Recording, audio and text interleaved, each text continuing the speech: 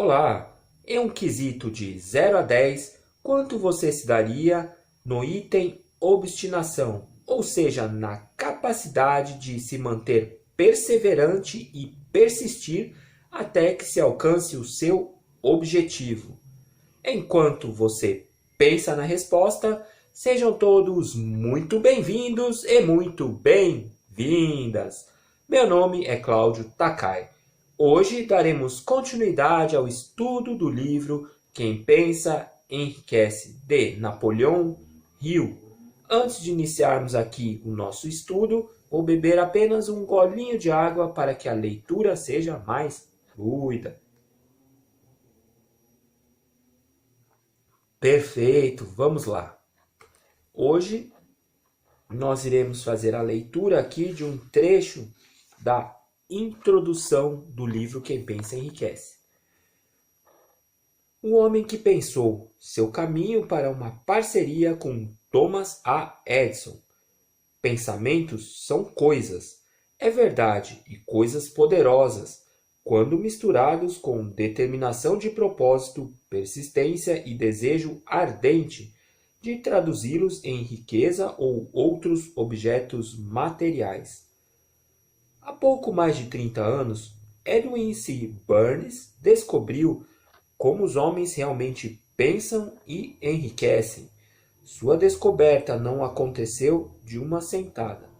Veio pouco a pouco, começando com um desejo ardente de se tornar parceiro comercial do grande Thomas Edison. Uma das principais características do desejo de Burns é que era definido. Ele queria trabalhar com Edison, não para ele. Observe com cuidado a descrição de como ele traduziu seu desejo em realidade, e você terá melhor compreensão dos 13 princípios que levam à riqueza. Quando esse desejo ou impulso de pensamento surgiu pela primeira vez na sua mente, Burns não estava em posição de agir. Duas dificuldades apresentavam-se em seu caminho. Ele não conhecia Edison e não tinha dinheiro para pagar o bilhete de trem para ir a Orange, New Jersey. Essas dificuldades seriam o suficientes para desencorajar a maioria dos homens de fazer qualquer tentativa de realizar o desejo. Mas o desejo de Burns não era comum. Ele estava tão determinado a encontrar uma maneira de realizar seu desejo que por fim decidiu viajar em vagão fechado em vez de ser derrotado. Para os não familiarizados, isso significa que ele foi para East Orange em um trem de carga. Burns se apresentou no laboratório de Edison e anunciou que viera tratar de negócios com o inventor.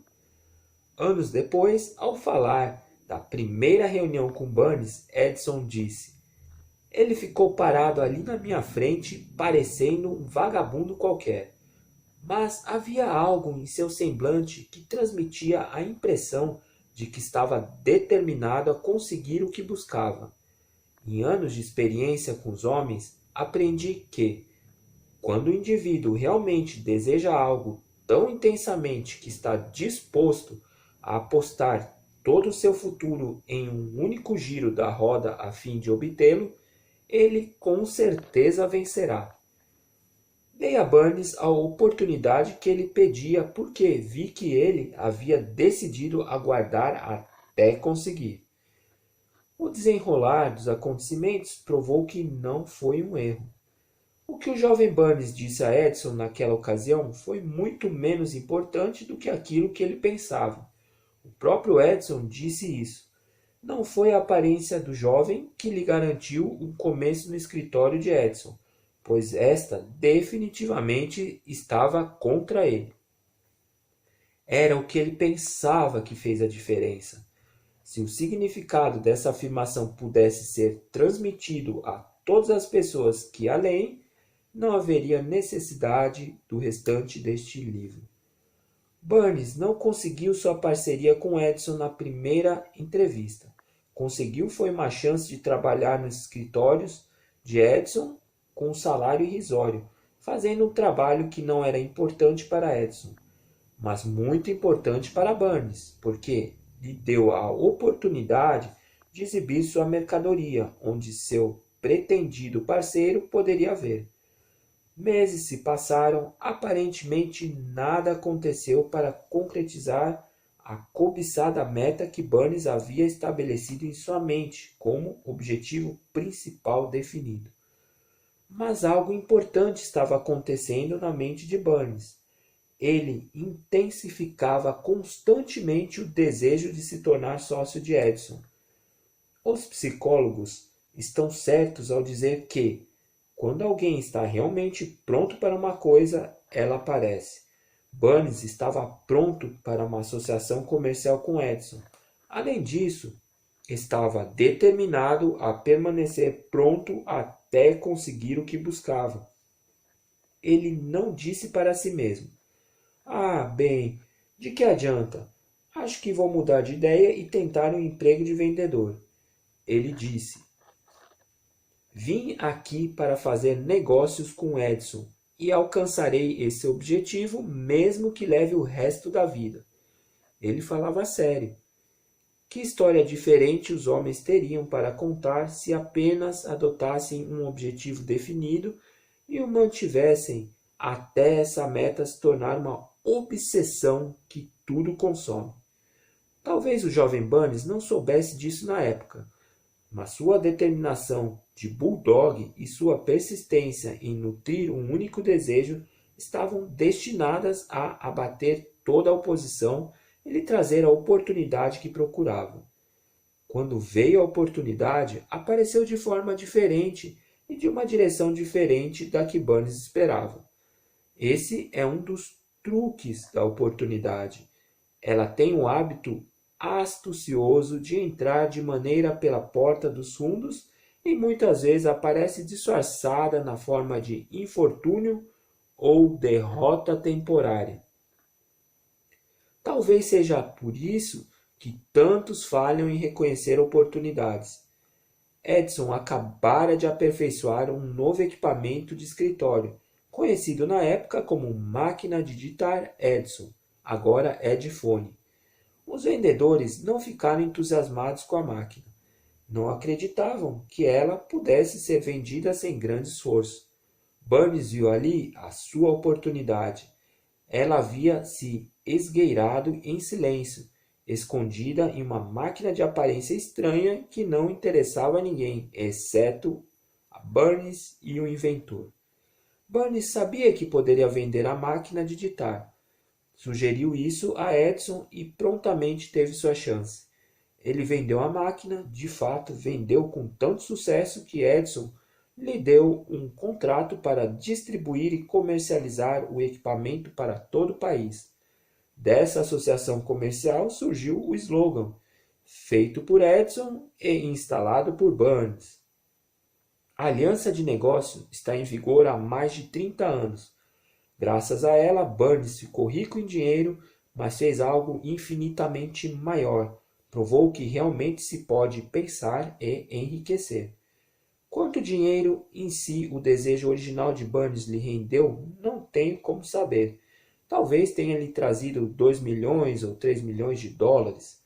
Mas a quantia, seja qual for, se torna insignificante quando comparada ao patrimônio muito maior que Burns adquiriu na forma de conhecimento definitivo de que um impulso intangível de pensamento pode ser transmutado em sua contraparte física pela aplicação de princípios conhecidos.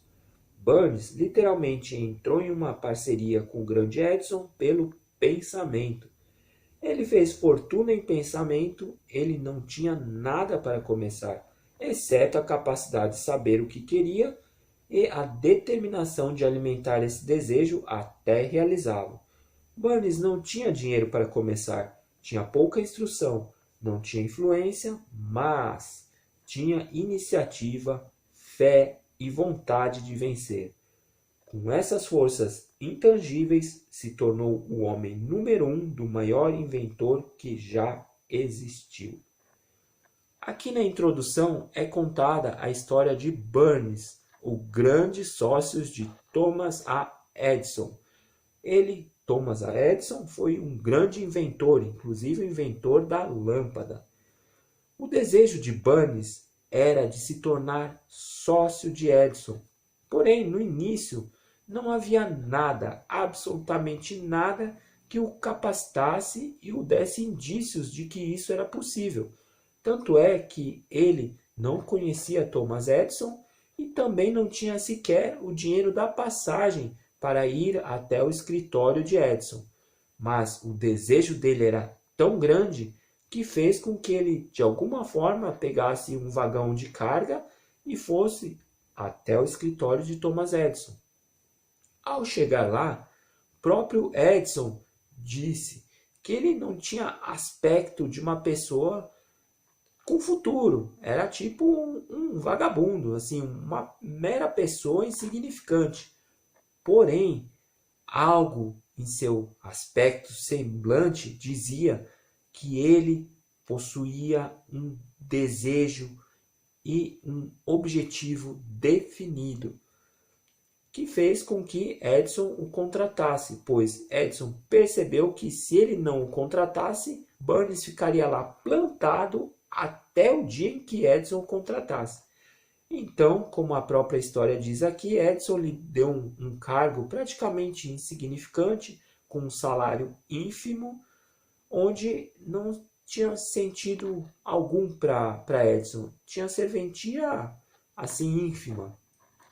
Porém, para Burns, isso foi muito significativo, pois ele já estava lá, ele já tinha conquistado uma parte de seu plano.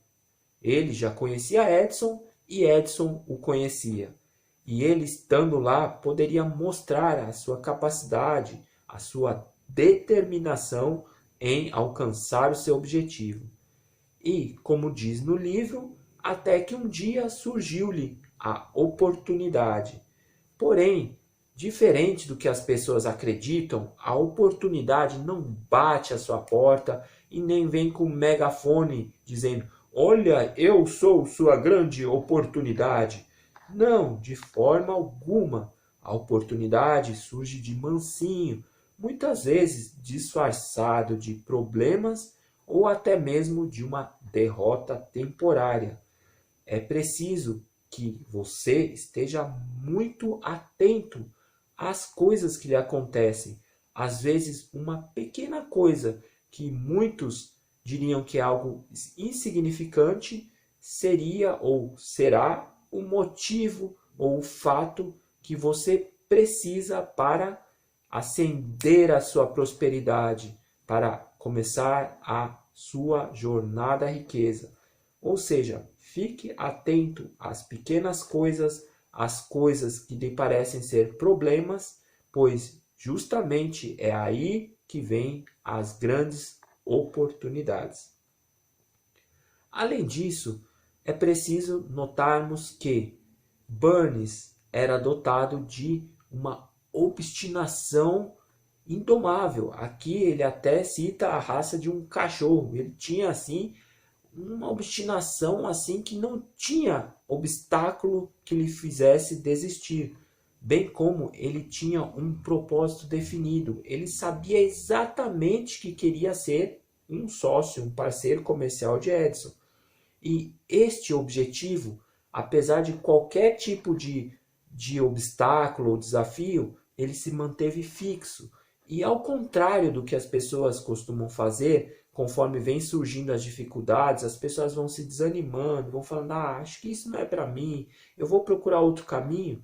Não, Burns não via outro caminho, só via aquele caminho.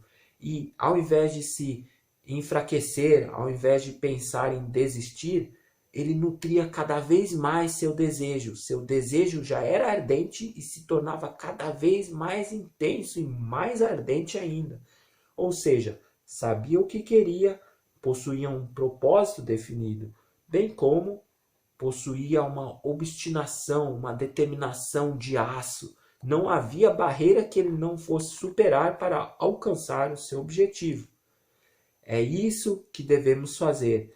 Quando criamos um propósito, precisamos tê-lo claro em nossa mente, saber exatamente aquilo que você quer e defini-lo, que mesmo que o mundo acabe, ou você conquista o seu objetivo ou você morre tentando. É dessa forma que a pessoa enriquece. Você não pode parar no meio do caminho. Você não pode se esmorecer. Pelo contrário, você tem que se alimentar cada vez mais do seu desejo de alcançar o seu objetivo. Quanto mais te parece difícil, é a hora que você mais deve falar: agora é que eu vou manter o meu objetivo. É assim que as pessoas enriquecem. E lembrando a questão da oportunidade. Ela não vai vir clara na sua vida. Muitas vezes ela vem disfarçada. Fique muito atento a isso. Ok? Nós lemos aqui um trechinho da introdução, falamos um pouco a respeito da história de Burns com seu sócio, seu grande sócio Thomas Edison, e vimos como se inicia o princípio para o enriquecimento. Através da história de Burns, você já pode notar estas características muito claras. Ok? Se vocês gostaram desse vídeo, por favor, deem aquele like com muita energia positiva. Inscrevam-se no nosso canal e acionem o sininho. É muito importante para que recebam as notificações referentes ao estudo do livro Quem Pensa Enriquece e outros conteúdos. Ok? E por último, se você ainda não adquiriu o livro Quem Pensa Enriquece, aqui de Napoleão Hill, não perca esta oportunidade. Vou deixar um link aqui abaixo para você acessar o site da Amazon e adquirir o livro. Aproveite esta oportunidade, pois não basta apenas que você assista aos nossos vídeos. É fundamental que você nos acompanhe com a leitura do livro, pois você terá que ler o livro, você terá que buscar os pontos onde estão o segredo e você terá que fazer essa descoberta por si próprio. É fundamental que você nos acompanhe com o livro, ok? Desejo a todos muita luz, muita energia positiva e até a próxima!